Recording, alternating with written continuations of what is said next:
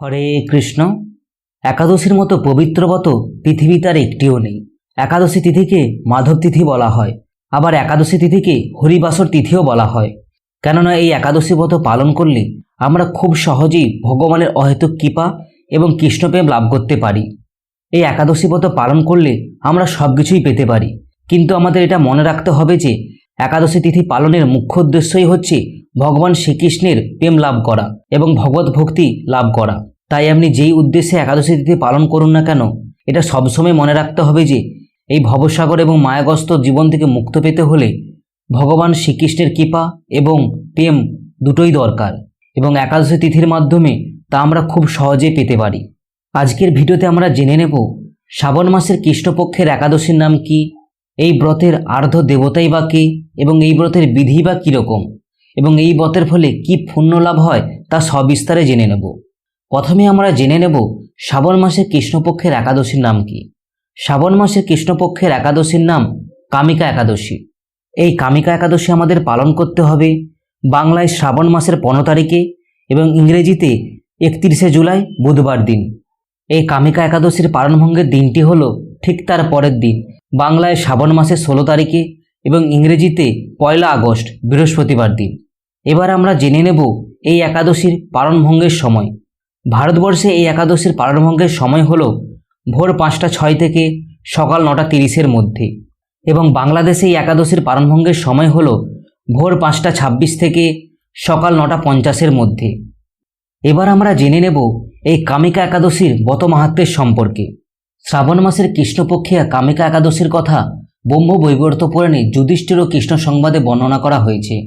যুধিষ্ঠির মহারাজ শ্রীকৃষ্ণকে বললেন, হে গোবিন্দ, হে বাসুদেব, শ্রাবণ মাসের কৃষ্ণপক্ষের একাদশীর নাম এবং মাহাত্ম্য সবিস্তারে আমার কাছে বর্ণনা করুন।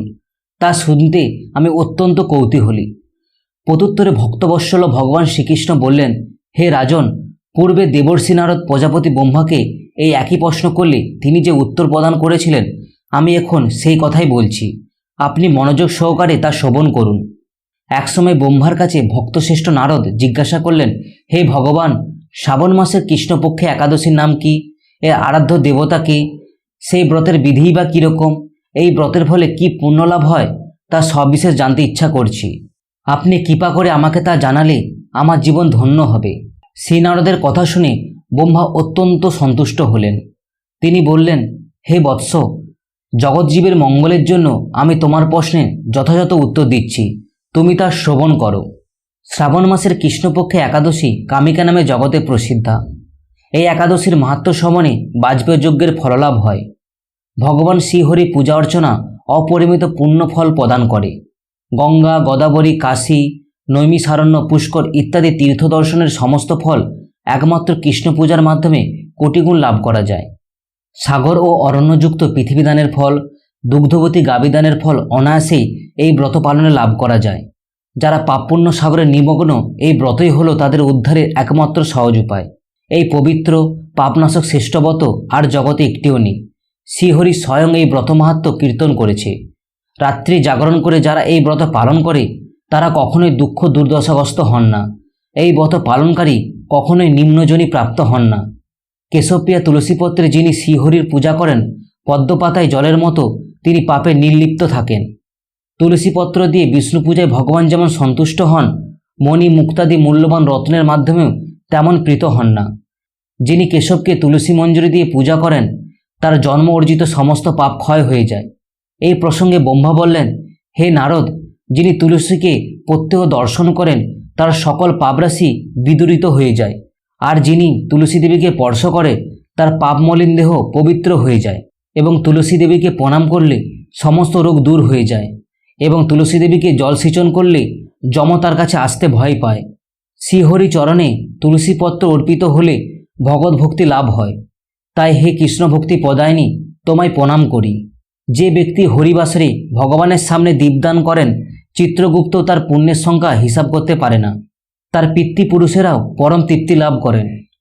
শ্রীকৃষ্ণ বললেন, হে রাজন, আমি আপনার কাছে সর্বপাপ হারিণী কামিকা একাদশীর ব্রত মাহাত্ম্য বর্ণনা করলাম।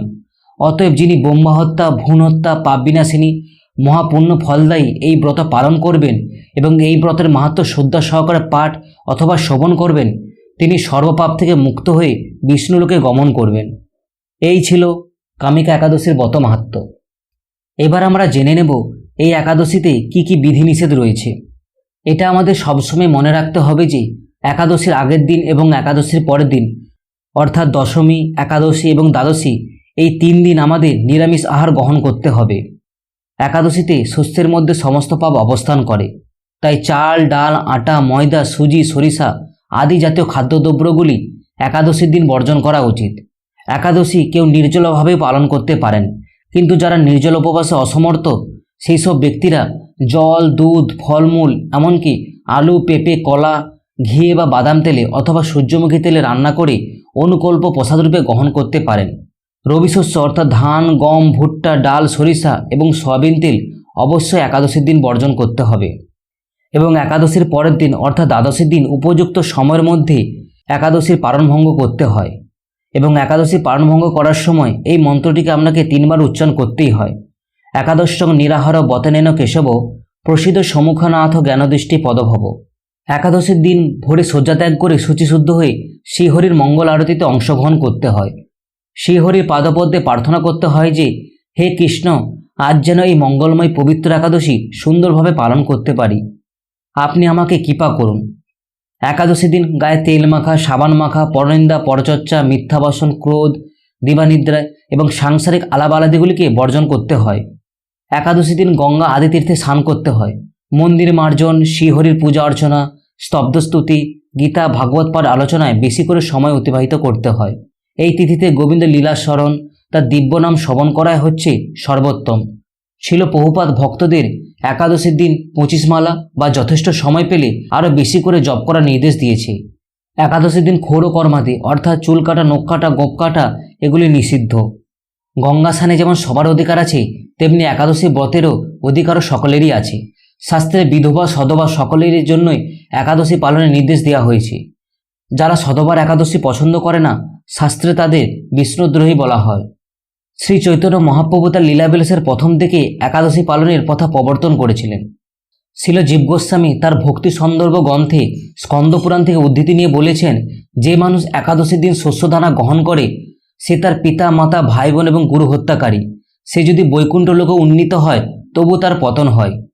একাদশীর দিন ভগবানের জন্য সবকিছু রন্ধন করা যেতে পারে, এমনকি অন্ন ডালও, কিন্তু সেই অন্ন প্রসাদ সেই দিন গ্রহণ করা উচিত নয়। সেই প্রসাদ পরের দিন গ্রহণ করার জন্য রেখে দেওয়া যেতে পারে। তাই আপনাদের কাছে একটি অনুরোধ যে একাদশীর দিন পঞ্চজাতীয় শস্য এবং রবি শস্য গ্রহণ করবেন না। অনেকেই একাদশীর দিন আটা, ময়দা, সুজি খেয়ে একাদশী পালন করে। এটা হচ্ছে শাস্ত্র বিরুদ্ধ, এটা কখনোই করা উচিত নয়। যদি আপনারা আটা, ময়দা, সুজি খেয়ে একাদশী ব্রত পালন করেন তাহলে কোনো ফলই লাভ হয় না, উপরন্তু পাপ হয়। একাদশী তিথিতে শস্যের মধ্যে কেন পাপপুরুষ অবস্থান করে এবং একাদশীর দিন কেন পঞ্চজাতীয় শস্য খাওয়া উচিত নয় সেই সম্পর্কে আগে থেকে একটি ভিডিও তৈরি করে রেখেছি। ভিডিওর লিঙ্ক ডেসক্রিপশনে দিয়ে দেবো, নয়তো ভিডিও শেষে দিয়ে দেবো। আপনার ভিডিওটি অবশ্যই দেখে নিতে পারেন।